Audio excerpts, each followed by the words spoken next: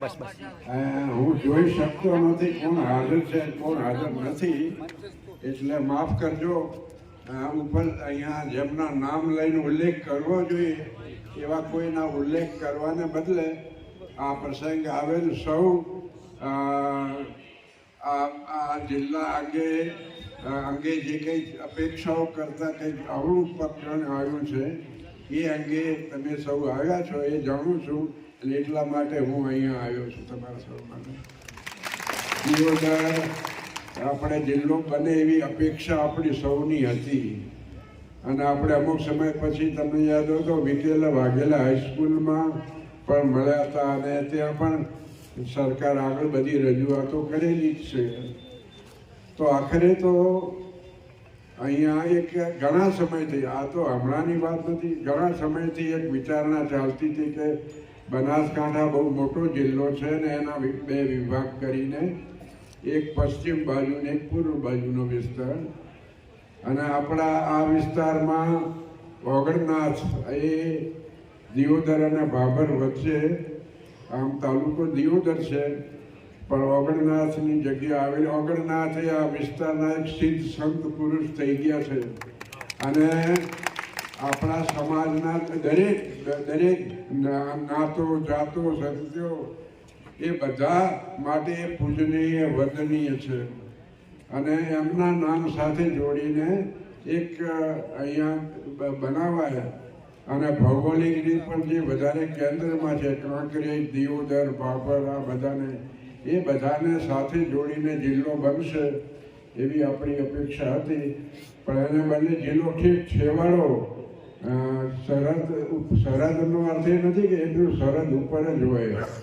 સરહદી જિલ્લો નામ આપો, ઓગણ જિલ્લો નામ આપો, જે નામ આપવું એ આપવું, પણ એ જે વિસ્તારને એમાં સમાવી લો છો એ વિસ્તારની જનતા, એ વિસ્તારના લોકો, એમની શું અપેક્ષા છે, એમની શું ઈચ્છા છે, અને એમને કઈ વધારે અનુકૂળતા રહેશે, આ વસ્તુને ખરેખર મહત્વ આપવાનું જોઈએ.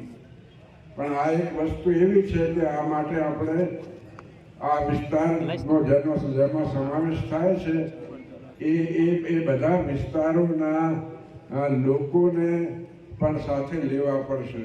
એ બધાનો પણ સાથ અને સહકાર હોય તો જ આ પ્રકરણ આગળ ચાલી શકશે. એટલે જે વિસ્તારોને આ બાજુ આ જિલ્લામાં લેવાના રહે છે એ ત્યાં લોકોના ચૂંટાયેલા પ્રતિનિધિઓ, પંચાયતો, ગ્રામ પંચાયતો છે, એ ગ્રામ પંચાયતો ના ઠરાવો, અને એ પબ્લિક ઓપિનિયન, એક લોકમત આપણે સરકાર સમક્ષ રજૂ કરવો જોઈએ કે ભાઈ તમે સમજો છો, એના કરતાં જે વિસ્તારોને અહીંયા લાવો છો એમની અપેક્ષા કંઈક જુદી છે. તો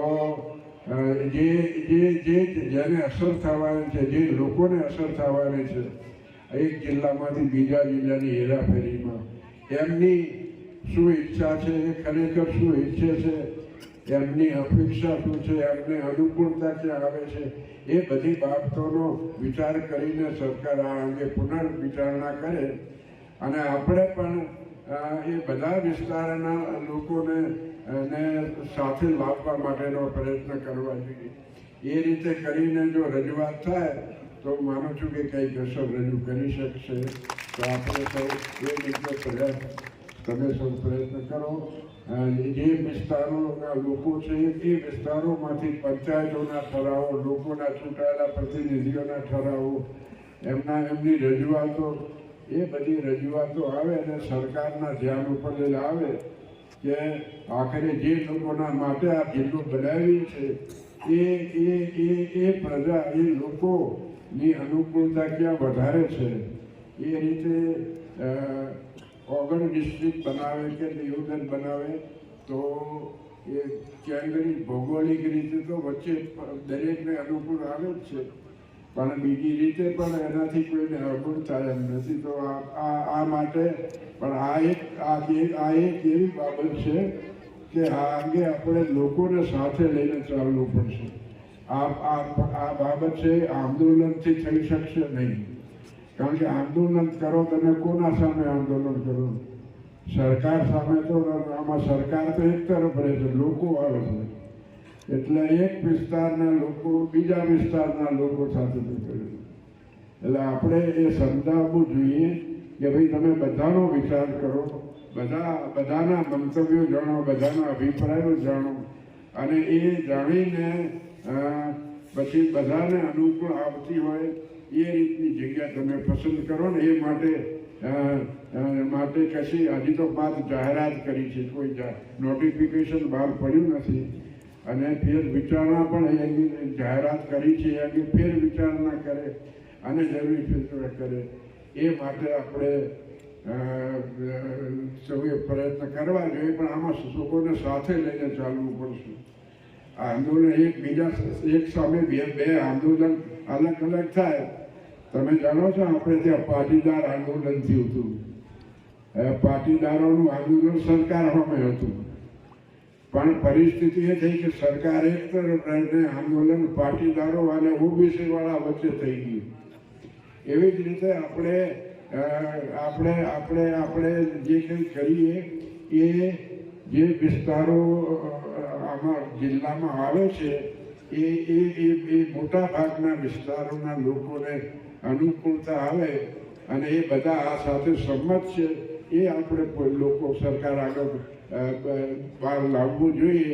અને એ માટે પંચાયતોના ઠરાવો, સરકારના લોકોના ચૂંટાયેલા પ્રતિનિધિઓની રજૂઆતો, એ બધી રજૂઆતોથી અસર ઊભી કરવી જોઈએ કે આ કોઈ એક તાલુકા કે એક વિસ્તારનો સવાલ નથી, આ આખા વિસ્તારનો સવાલ છે. તો એ અંગે ફેર વિચારણા કરી. તમે સૌ પ્રયત્ન કરો છો. આ કોઈ પક્ષી મુદ્દો નથી, આમાં કોઈ પાર્ટીનો સવાલ નથી. મને ખાતરી છે કે કોંગ્રેસ હોય કે ભાજપ હોય કે બીજો કોઈ પક્ષ, દરેક ઈચ્છે છે કે નવો જિલ્લો બને, એ વિસ્તારમાં આવતા સૌનું હિત સચવાય, સૌને અનુકૂળતા રહે અને સૌને અનુરૂપ આવે એ રીતે બને, એવો આપણે ઈચ્છીએ. ધન્યવાદ.